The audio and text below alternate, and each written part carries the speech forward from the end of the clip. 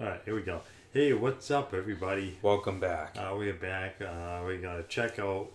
Um, this is from the Disney Gala, the Mandalorian official trailer, Disney Plus. This is some type of a documentary and a trailer, I believe, all in one. I don't really know. Yeah. Some kind of a documentary thing that came out. So we're gonna check it out. See what we think. The enthusiasm is infectious.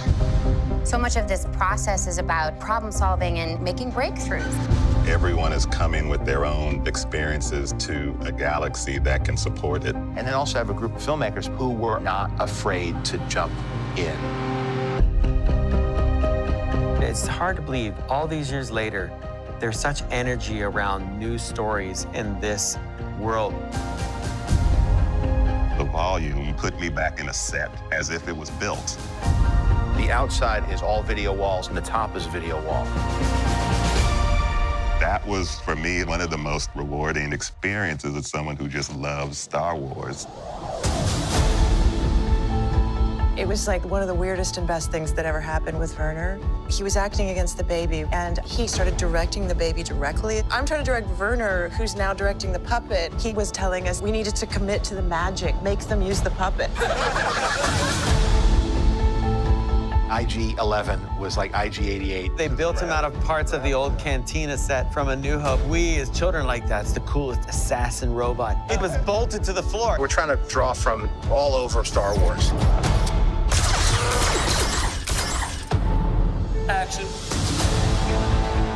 Sometimes I think it's just like anything in any different scene. You just have energy, and you can see that in the physicality, you can see that in the acting.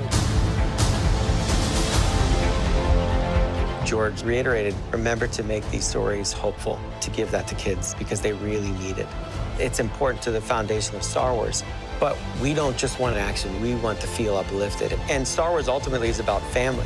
It is really saying there is a lot of hope out there.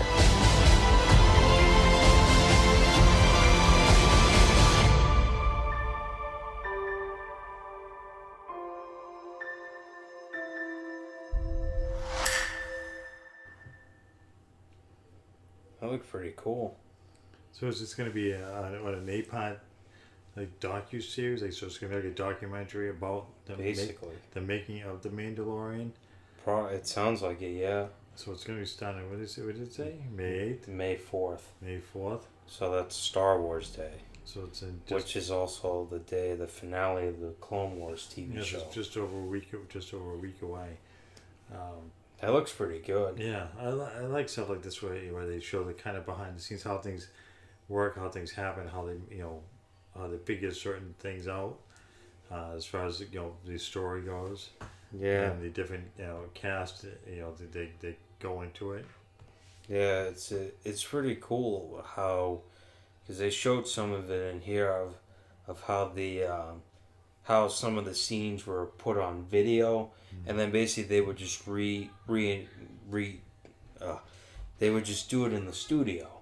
So basically you would have whatever scene they wanted to do, they would want to have it in the studio. Then you had the little video in the background, Yeah, and right. and then they shoot it, and then they do the little editing thing to make it look real, which I think is pretty cool. I mean, I don't know if they did that for all the Star Wars films, something like that. I think it was kind of cool how they didn't show a ton of green screen, which is really cool. I like a lot of the actual props and and the puppets and Yeah.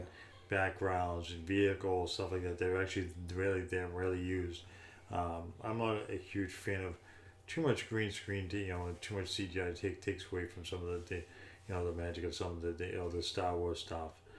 I like the originals. They didn't use green screens. I think they maybe even had blue screens back then, but they didn't use a ton because they didn't have the technology they did today. But they did use something similar to it, but just wasn't a lot of it. I like the actual uses of different things. I think it makes it better. And it's also cool too with Baby Yoda. The way they did it was they actually used a real puppet, which is how they did Yoda and the originals. Well, in the prequels they did CGI technology, but now they went back to the puppet idea, and basically It wasn't. It's like a robot puppet because they showed the guy using some remote that controls the hands and the mouth and all that. While there's another guy with the the classic, what do you call it? The stick things that make the puppet walk. Yeah, I forget what they call that. They show the guy doing that. I forget what the name of it is though. And it's also cool too with the robot. They used old parts from the original movie. Yeah. With what did they say? IG-8 I think it was called. IG-88. And then they made it called IG-11. Yeah. Which they used old parts from Empire Strikes Back. Yeah. The scene where Vader meets all the bounty hunters. But I understand the whole point of that scene because they only used Boba Fett. The rest of it, they never showed. I think it was because the other. I think they're supposed to be like the other bounty hunters. Maybe they failed. And Boba Fett was the only one that was actually able to almost complete the mission. That's could be. But it looks pretty cool though. This series. Yeah. And it will be interesting when it starts airing on Star Wars Day, May 4th.